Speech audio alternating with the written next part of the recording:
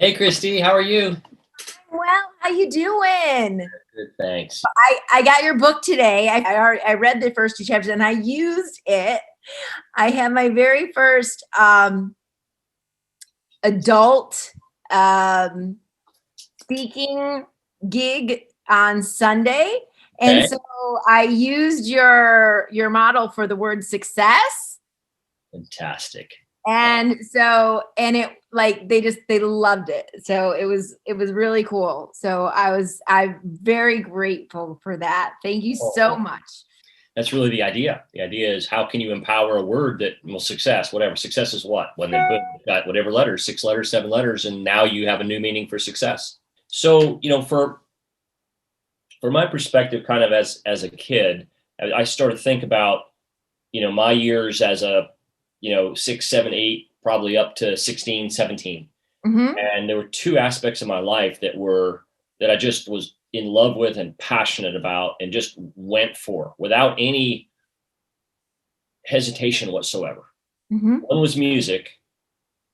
My father was a drummer, Yeah. and at 5 years old I started playing and he started teaching me, and it came pretty easy. I mean, I understood. I mean, it was sort of natural because at 2 and 3 years old I was listening to him play live music. So when Right. I decided and sort of showed an interest, I already kind of had a feel, sort of an understanding by watching him. And I pursued that parallel to sports. I absolutely loved playing baseball from the time I was, 6 years old, able to play in the little leagues and that sort of thing. And again, athletically, I felt, very comfortable on a baseball field, very comfortable on the pitcher's mound, very comfortable in the batter's box, all of that. And I think in both of those, um, I was going and I was all in. When I kind of got to the 13, 14-year old and didn't grow as fast as some of the other kids in sports I was playing with, I started kind of doubting, am I really that good at this? And people were getting a lot better than I was. So yeah, there was a comparison aspect big time. And because music was something that was so smooth for me, or Hmm. not easy, but came sort of naturally. Right. Wow, when the baseball got hard, I just kind of retreated from that and put all my energy into the music, right? And performing and all of that. And that was, again, all the way through high school. I was able to get opportunities to perform in, countywide orchestra and jazz bands at high levels. And we were from a town that had a Scottish heritage, so performing bagpipe and drumming and entering competitions and all of that. It was like I was kind of the guy. I mean, and Right. I was pushed by people around me to make me better, but it was sort of natural. Right. Well, so the baseball, still love sports, etc., but that sort of died off a bit, and I decided to pursue music. And again, when I got to college, it was, oh, okay, now there's a universe of people who are really, really good. And so internally, I started challenging myself of, am I good enough to do this? And when it became hard, what did I do? Right. And did I lean in and compete, or did I say it's time to find something else? And I'll be honest that I was in the find something else world because of, well, if it wasn't fun and it didn't come easy, I really didn't have that. If you really want this, Bruce, you got to apply yourself more, right? Does that make sense? Yeah, absolutely. I'm at the same time, my gears are going on the whole that like this is so important because I think that what you're saying, a lot of teens, I see it with my students, like they don't push themselves, like it's just too hard.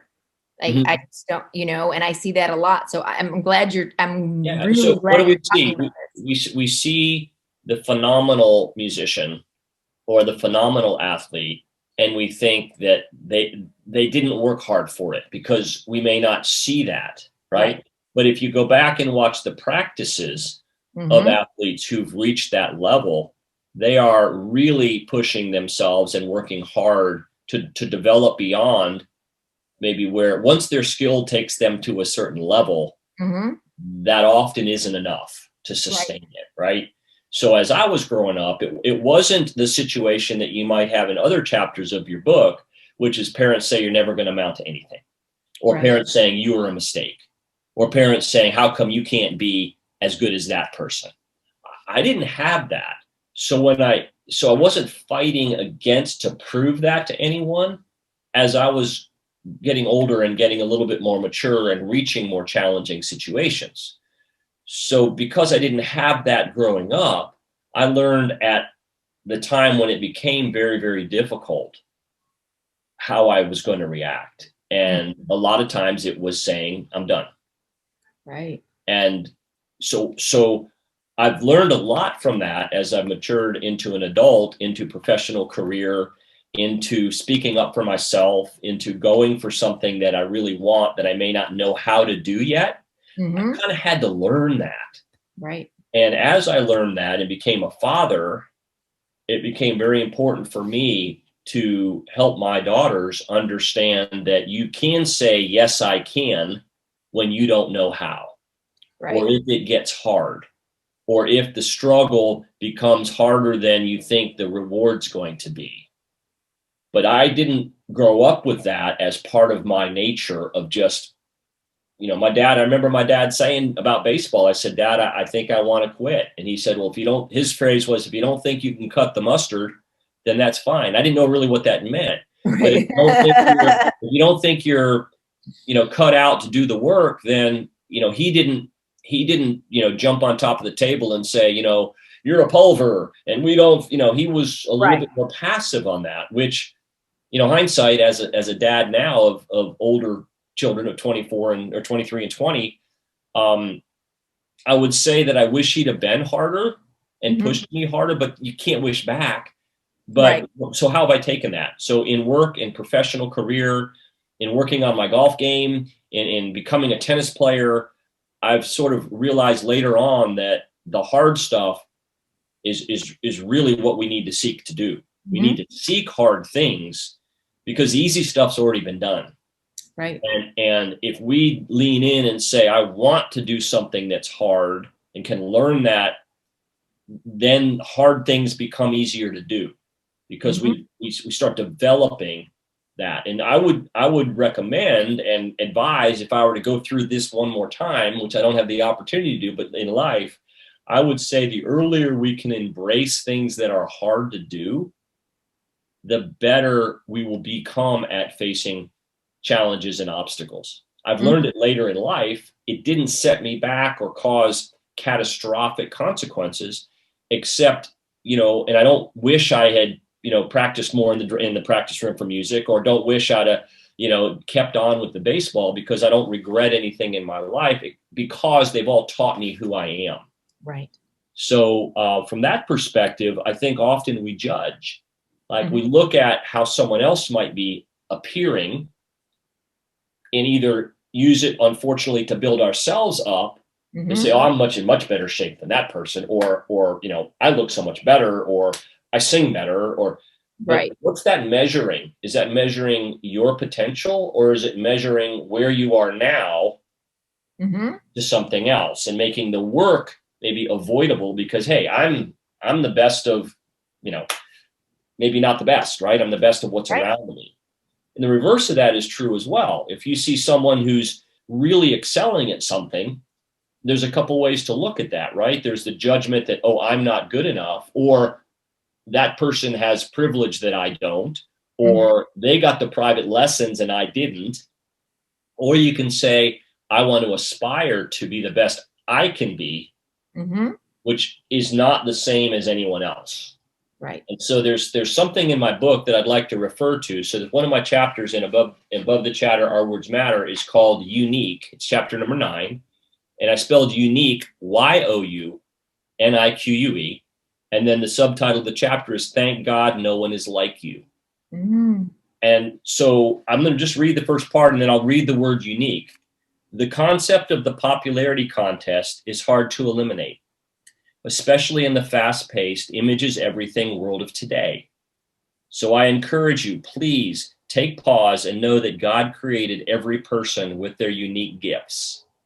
And I call gifts God-installed features to share. gifts. Love it. Talents and purpose. Take a moment each day and celebrate your uniqueness. These qualities make you the amazing gift that you are. So how did I kind of learn that? I kind of learned that by thinking I wasn't enough, wasn't big enough, wasn't fast enough or strong enough, or my music skills were only going to take me so far. Mm-hmm. And so, fast forward, I've looked at that. I said, no, I am unique. The way I play is just different than the other guy, Mm-hmm. or the way I get up to bat and hit the ball or look, it's just different than the other guy or gal. So if I can embrace my uniqueness Mm-hmm. and know that I've got God installed features to share, I've got gifts, and that's really hard. This is kind of idealistic, right? With all the pressure. But I wrote the word unique, and as you know, I write the words vertically, and I use just the letters of the word to define it. So here's how I defined unique, and I'd like to share it with you. You understand that you rock. So you kind of have to go in to say, look, I am enough. I am more than enough. I was born enough because God made me in his perfect image. He gave me everything that I need. So the you is understand you rock. The N is notice the nuances. They make you special.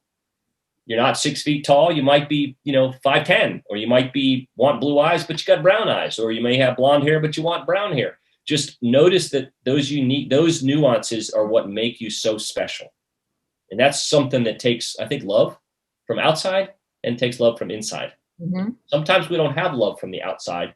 So we kind of have to look for that, internally. Right. And that's hard. So the I of unique is internalize that your uniqueness is a gift, right? There's no one like you.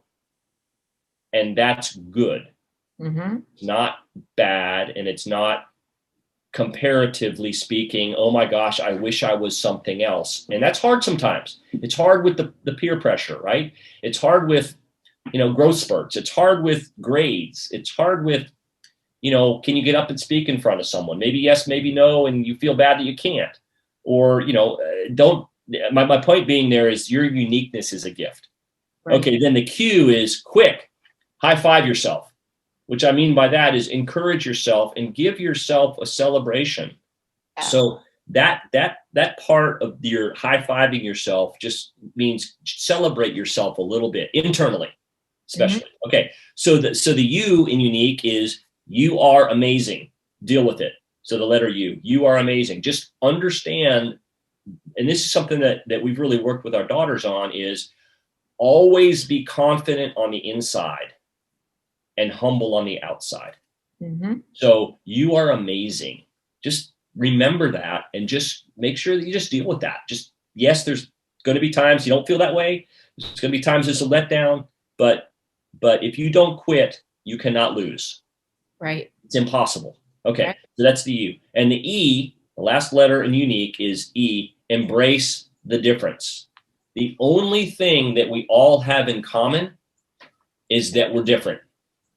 Absolutely. And, that might not sound popular right now. And there may be all kinds of, the fact that we maybe want to be the same, but we need to embrace that, that uniqueness and that situation that you went through. Maybe it's that bullying, right? Or maybe it's that you got cut from the team in high school before and you didn't make it that year. If you don't quit and you go back next year and you work hard, and let's say you are given an opportunity, guess what? You are now 1 year ahead, and there's going to be someone who's coming up into your grade from last year that's not going to make the team. Right. And they're going to need someone to talk to. And that could be you. Right. You could be that one person that, because you went through something that was very, very difficult, gives you the perfect experience to recognize someone going through the same thing or something similar, and to just put your hand out. Yeah. Say, I'm here for you. And that's the awesome part of the uniqueness, is that you will be able to apply that somewhere. So where has that helped me? Where has that helped me where I did stop on the music, or I did stop on the sports? I think what I've learned from that is to try to help everyone I possibly can understand that they have unlimited potential. And it's just up to them to dig into it and decide how much of that they wish to pull out and develop. Mm-hmm. Now, I wouldn't change my life for anything, right? I would, I'm not looking to be on stages touring the world with music, and I wasn't looking, to be a professional athlete, etc. But what I did learn from these things is what I'm sharing with you Mm-hmm. today through my experience.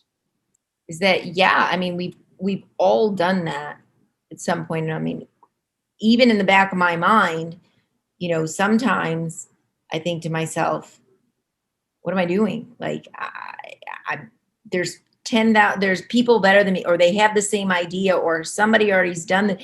And I mean, you have that initial thought, and then you just like, you got to push it out, because the one thing that I have learned as well through all of this is realizing that the people who have gotten to where they are in life have gotten there because they kept out that thought that they were inferior or did not deserve to be in the place that they wanted to be in.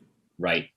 And they just kept pushing and pushing and pushing, no matter who said that this has already been done, or who said, you can't do that. Like, or, Right.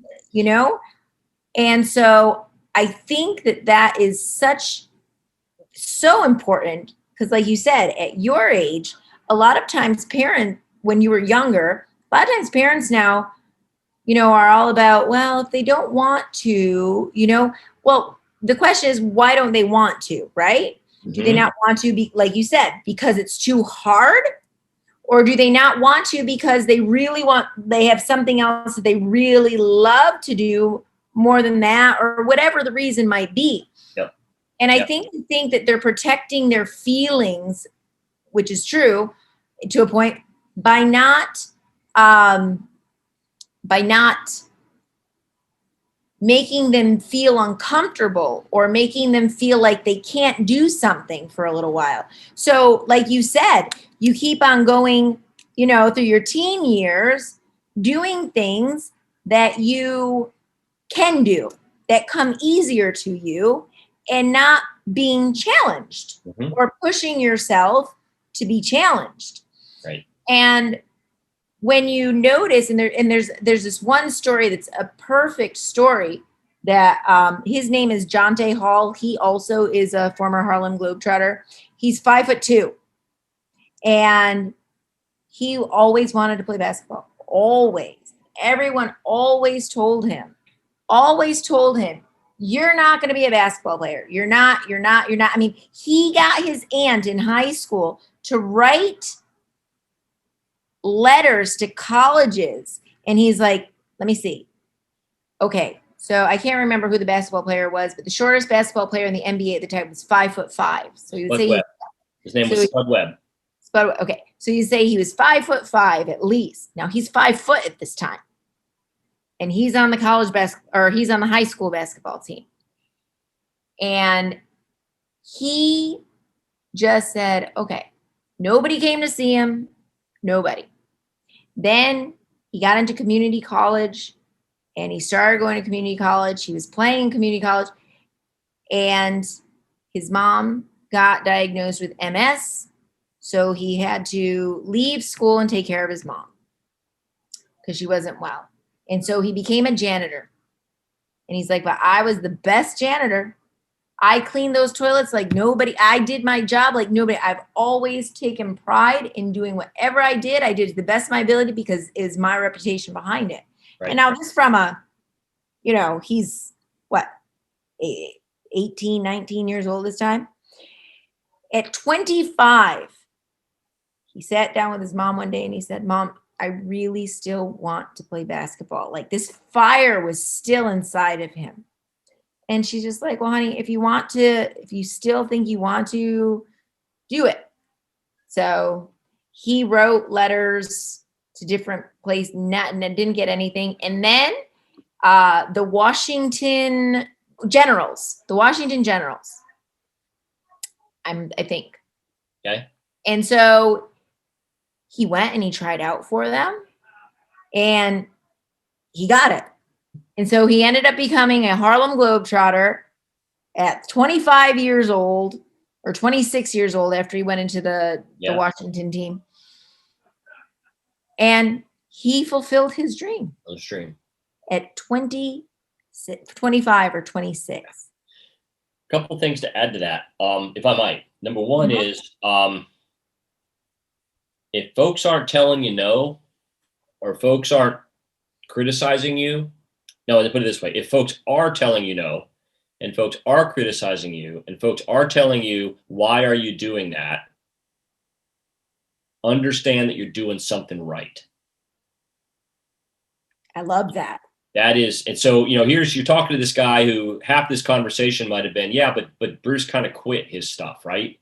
And I learned that later on, as opposed to having that drive like the gentleman that you were just talking about. But